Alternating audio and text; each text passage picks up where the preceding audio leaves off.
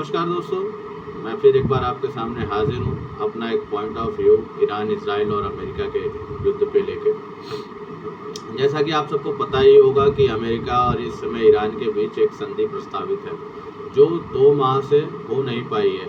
लेकिन आश्चर्यचकित बात यह है कि अमेरिका की इतनी धमकियों के बावजूद 2 माह से ना तो अमेरिका ने ईरान के ऊपर हमला किया और ना ईरान ने अमेरिका के ऊपर हमला किया और कोई संधि भी नहीं हो पाई। क्या आपको लगता है कि अमेरिका इतना शक्ति विहीन हो चुका है, या अमेरिका राष्ट्र के राष्ट्रपति माननीय ट्रंप इतने शक्ति विहीन हो चुके हैं कि एक ईरान को एक समझौते की बेंच तक भी ना ला पाए?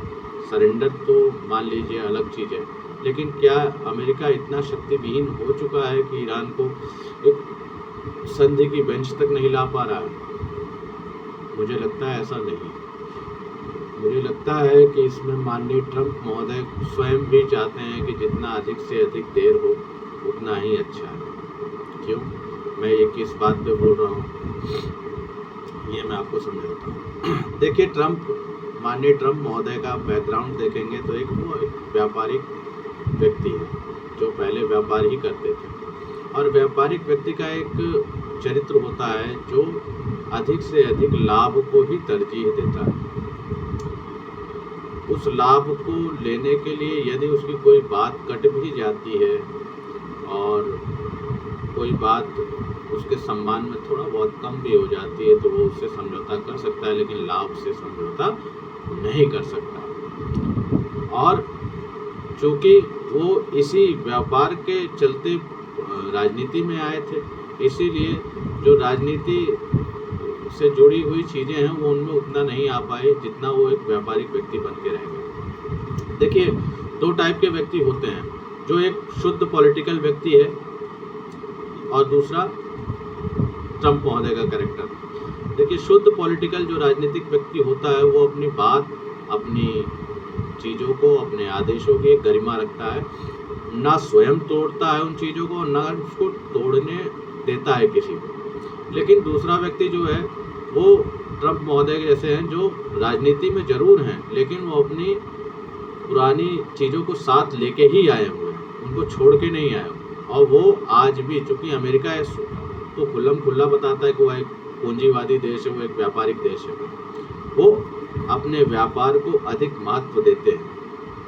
इसीलिए अमेरिका ज़्यादा से ज़्यादा इस चीज़ों को डिले करना चाहता है। अच्छा, डिले क्यों करना चाहता है मैं आपको ये भी समझाता हूँ। डिले इसलिए करना चाहता है क्योंकि जब तक ये समझौता संधि नहीं होगी, स्ट्रेट ऑफ हॉर्मुज को ईरान बंद रखेगा, और बंद रखेगा तो बाकी देश जो हैं वो अपनी एनर्जी की नीड के लिए कहीं ना कहीं तो जाएंगे। और इत्तफाकन है कि एशियाई देश जो हैं वो जो है धीरे धीरे वेनेजुएला और अमेरिका के तरफ ईंधन के लिए शिफ्ट हो रहे हैं। जैसा हम स्वयं भी, आप भी करते रहते हैं कि जिस दुकान से हम खरीदारी करना शुरू करते हैं वहाँ से अपना एक रिश्ता बनाते हैं, और अक्सर ज़्यादा सालों या हो सकता है उम्र भर भी हम उसी दुकान से अपनी खरीदारी करते रहते हैं। तो चूँकि ट्रंप और अमेरिका ये चाहते हैं कि अब हमारा जो एशियाई देश हैं वो एक जो एनर्जी नीड के लिए वो वेनेजुएला और अमेरिका की तरफ शिफ्ट हो जाएं, और जब एक बार शिफ्ट कर जाएंगे तो पुनः दोबारा कहीं और शिफ्ट होने में समय लगेगा। लेकिन ये प्रक्रिया होने में समय लगेगा तब तक स्ट्रेट ऑफ हॉर्मुज अमेरिका वाकई नहीं चाहता कि ये खुल जाए। अगर खुल जाएगा तो उसने जो युद्ध पे इतना खर्च किया और जो अपनी एक सोच लेके युद्ध पे आया था वो कभी भी पूरी नहीं हो पाई। इसीलिए अमेरिका स्वयं भी नहीं चाहता है कि स्ट्रेट ऑफ हॉर्मुज और ये खुले, क्योंकि संधि हो जाएगी तो स्ट्रेट ऑफ हॉर्मुज खुल जाएगा, और एक बार स्ट्रेट ऑफ हॉर्मुज खुल गया तो फिर पुराने जो रास्ते हैं, जो व्यापार थे वो चालू हो जाएंगे, और कोई भी वेनेजुएला और अमेरिका का महंगा तेल नहीं खरीदेगा। मेरे ख्याल से आप अब समझ पा रहे होंगे कि इस संधि में इतना डिले क्यों हो रहा है। देखिए, अमेरिका बहुत छोटा सा देश नहीं है और न शक्ति विहीन राष्ट्र, विश्व की महाशक्ति था और वर्तमान में भी, आज के डेट में भी है। मैं मानता हूँ ईरान को रशिया और चाइना बैक में सपोर्ट कर रहे हैं, लेकिन बैक सपोर्ट और फ्रंट का सपोर्ट अलग होता है। अमेरिका जैसी महाशक्ति ईरान को किसी भी समय